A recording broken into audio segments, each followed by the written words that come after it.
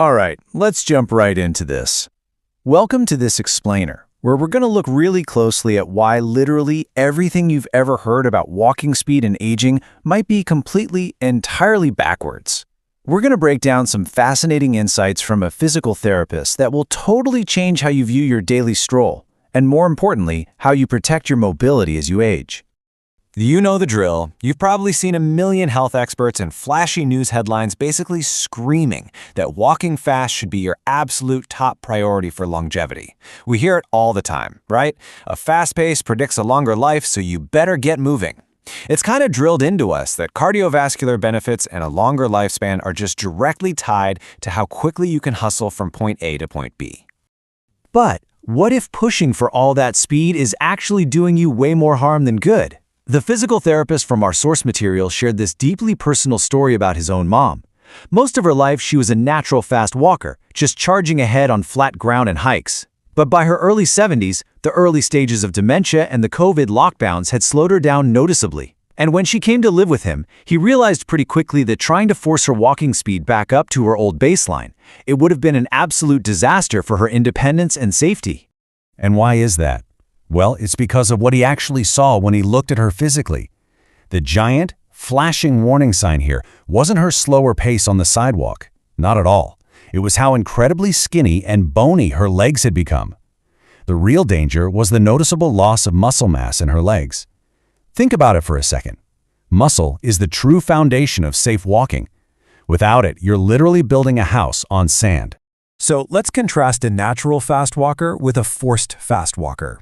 Someone who naturally walks fast, they already have the requisite muscle mass, the good coordination, and the confidence to do it safely. But if you force someone to speed up when they simply don't have that muscle mass, they're going to start clenching. They'll start compensating, using their neck, their shoulders, just any other muscle they can recruit to keep up the pace. And that creates an extremely high risk for a catastrophic trip and fall.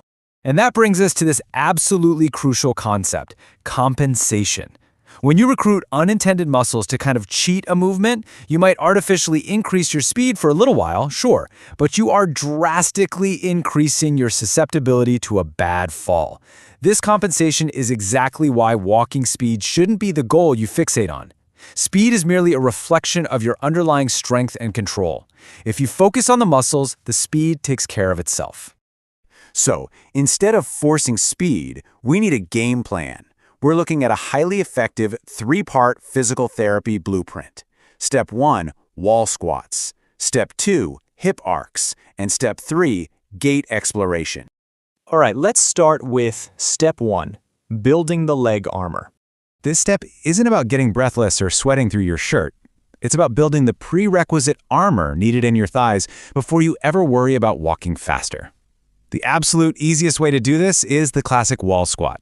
You just put your back flat against a wall and bend your knees to what feels like a comfortable challenge. Hold it until you feel a light burn.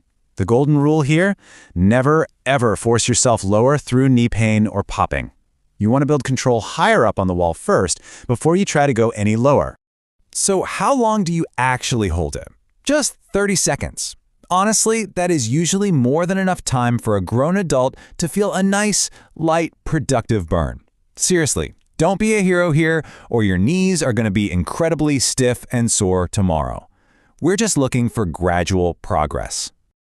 Now, hey, if you absolutely hate the idea of being stuck against a wall, there's a fantastic alternative. You can try supported heels-up squats using a sturdy piece of furniture. You just start shallow and progress lower over time. It might not sound like much, but over a few months, it makes an enormous difference in building up that essential leg control. Moving right along to Step 2, hip stability for balance. Once those thigh muscles are armored up, we have to look at the hips. They are so critical for staying balanced and sure-footed. For the hip arc drill, you just hold onto a wall or a counter for support and slowly lift and arc your outer leg in a little semicircle. Then you switch it up. Lift and arc the inner leg to train those inner thighs. The goal is to keep your lower back and your pelvis as stable as humanly possible. And if you have hip pain, try this variation. Lean forward toward your support. It literally wakes up your glutes, which will naturally push your gait forward.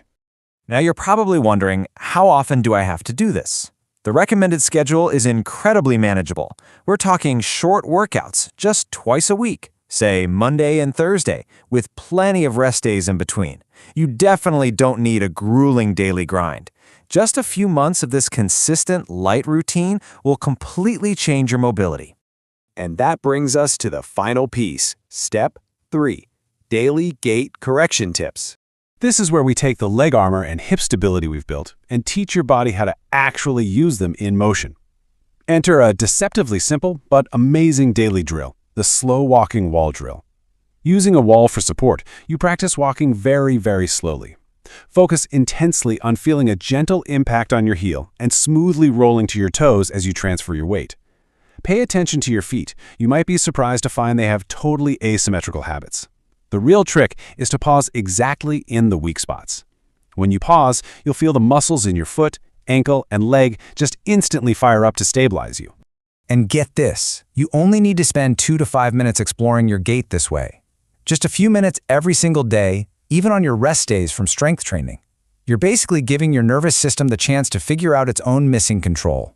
Build that control in slow motion, and your normal walking gait will completely transform itself. As you practice this, I really want you to remember the golden rule of this whole physical therapy process. Slow is safe, and fast is foolish. Getting faster isn't the goal of the exercises. Getting stronger and way more controlled is.